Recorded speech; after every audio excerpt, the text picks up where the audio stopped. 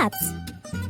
Step 1. Place your batteries inside the can opener. Make sure they're in the right position and that the cover snaps securely.